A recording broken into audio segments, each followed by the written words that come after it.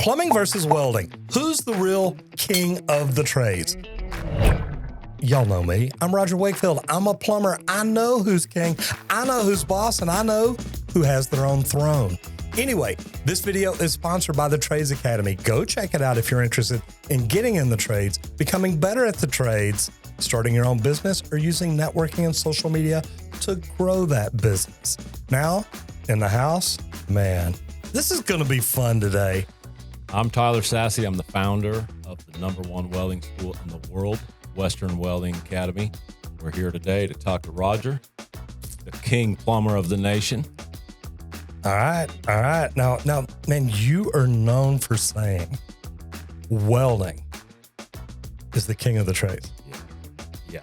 And as I said, Roger is definitely king of plumbers, but really when it comes down to all the trades are super, super important, but welders are just the most important. It's pretty simple.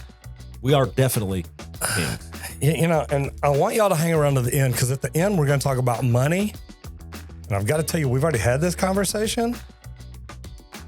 He brings some pretty good We're bringing the facts heat. with him. We're I'm bringing just the going to heat. say that. Okay, look, I think plumbing is the premier trade. Number one, any doctor will tell you, plumbers protect the health of the nation. Without plumbers, more people get sick. You have cross connections, bad water, good water going together. People get sick, people die. You can kill communities with bad plumbing. And that's always an easy fallback for plumbers. Right. Easy. Right. It is really. And one point I do want to absolutely make about plumbing is it is the oldest trade out there. It is, we all Earlier had. he said the oldest profession. Yes. It's Next the to second another oldest. one. And I'm like, wait. Who do you think cleaned up before or after? Anyway, we can talk about that when, off the camera. The oldest profession. It is the oldest profession. And you're absolutely right. Like you go back to the medical society when they figured out that washing hands saved whatever it was 40% more lives when doctors just wash their hands. How did they get the water to wash their hands, right? We all got to drink sanitary water. We all want to take a crap somewhere. And plumbing definitely is very, very important. It is, and it's the oldest trade. But when it really comes down to holding things together, nothing is made possible without a welder. And I got to tell you, I used to be a superintendent in the union. I've had welders, pipe fitters, HVAC techs, electricians. I've had all kinds of different people on my crews. I've never heard anybody whine like welders do. Well, there's a reason for that, right? Like we're always the ones at the very end of the line. We're the ones that we're the savior. Everybody does their job, and at the very end, the welder does his job. And so the welder he's got to save the day, just day in and day out. And I think that eventually you just kind of get a little bit jaded where you're like, well, none of these people care about me because I'm always dealing with the crap. The pipe's not straight. It's not square. It's too long. It's too short. So the welders, there is a little bit of stigmatism about us being crybabies, but some of that's maybe warranted. I don't personally endorse that. I think we should just go out there, be team players, and crush it. Work ethic, accountability, integrity with a skill. We're definitely a king of trades, but there is some of that where there's a little stigmatism about some crybabies. I got to give you that, Roger. And you've seen it. We've talked about it. 1,000%. I've had some crybabies on my crew. But I also got to tell you, I have worked with some amazing welders. And when you've got a good welder, I remember one of my big former companies that I worked for said, whoever owns the welders owns the work. Yes. Okay? Because guys, a lot of these big high rises, there's a lot of welding that goes on. Not just structural. I mean, piping, chill water, heating water, condenser water. There's so much that's involved there. And luckily, me as a superintendent, I've got to run some big jobs in town with some big pipe on it. So I've got to work in the HVAC part of it, the plumbing, the heating, the HVAC, the chill water, the condenser water, all that. So I've got to run some of this 20-inch pipe, 14-inch pipe, stuff like that. And when I say I run it, not me, my welders, they took care of it. Yeah. And I want to make it really kind of on that note, when you look at a man-hour perspective, every craft trade that comes together to build a project, they're all needed. They're all necessary. But kind of go back to that, like whoever controls the welders controls the work, because it's the contractor, it's the organization that can put enough skilled, high quality, qualified welders together. And a welder isn't something you can't just create one in 3 or 4 weeks. It takes months of, rigorous every single day practice. And so that's like probably at the peak of it. Why are welders the king of trades? It's because we're the ones that control that. If the contractor that has the most qualified welders, that usually is the deciding factor on who gets the project. And to verify that plumbers are the king of the trades, we all have to use the restroom about 3 times a day, every day. Right. Twice sitting down, once standing up, 3 times standing up, 4 if you drink a lot of water.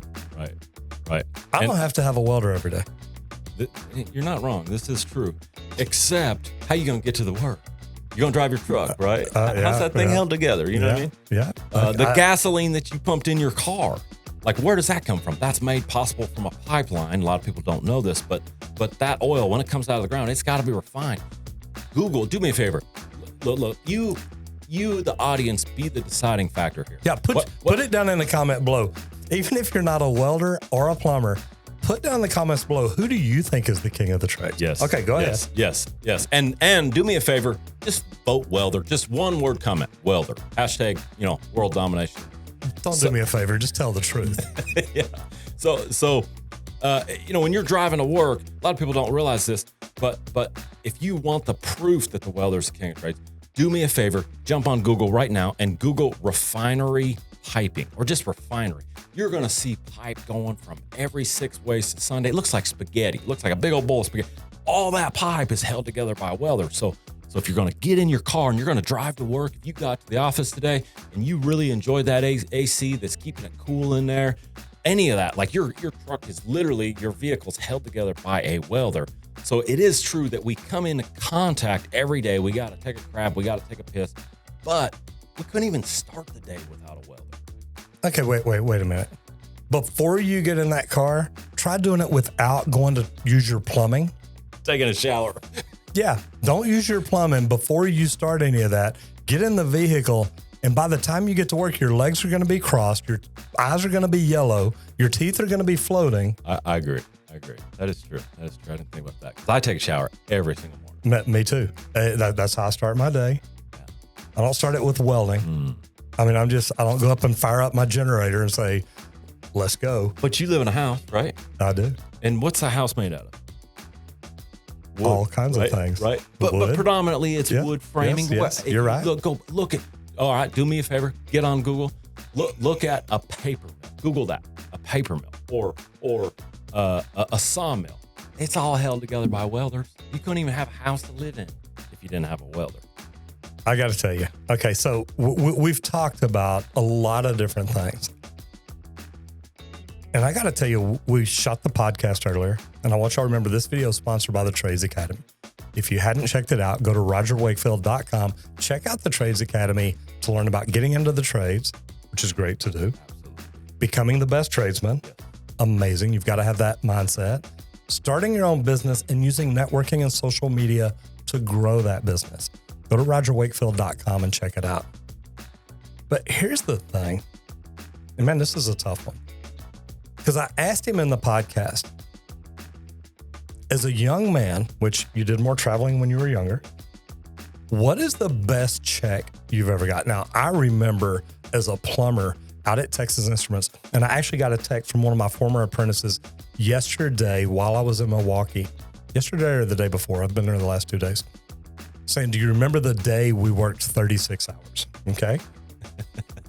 36 hours straight? Yeah. And I remember a few days like that. But I'm like, yep. We had a big shutdown, big deal. Republic Tower, downtown Dallas, middle of the night, 2 nights because we needed to be there both nights. So it was a lot. But yeah, 36-hour days. And when you're a plumber or when you're talking about that, man, we love those. We call them like 2 comma checks or 3 comma checks. Right. Now, I don't mean 2 commas.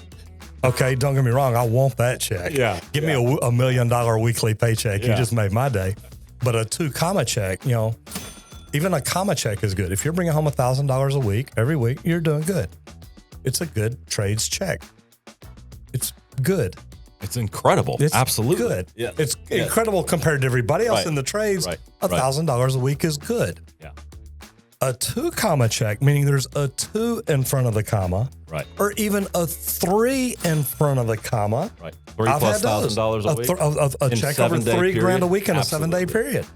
Yeah. Who doesn't love that? You know, that's a good check. But then the king of the trades over here starts talking. So what was your best weekly check that you remember? Yeah. And I've had a lot of 10 comma checks. Ooh, A lot. I'm at one point in my career when I was pipelining at a pipeliner 798. That's a union, best in the world by far. I'm not going to say that about Local 100. Yeah, that's the best union in the world right there. So I remember getting 3 and 4 and 5 comma checks.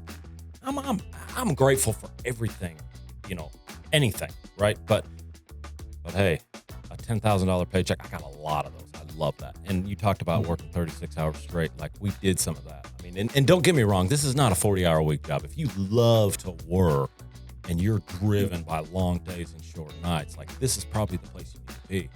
But the best check I ever got was a 12 comma check, $12,000. Come on. I don't remember. I don't know, 100 and something hours that week. Yeah. I can't remember most of the week, but I distinctly remember the following week when I got my paycheck, I was like, dang, this is a moment. My career. Loved it. Absolutely. What do you think about that, Roger? Cricket?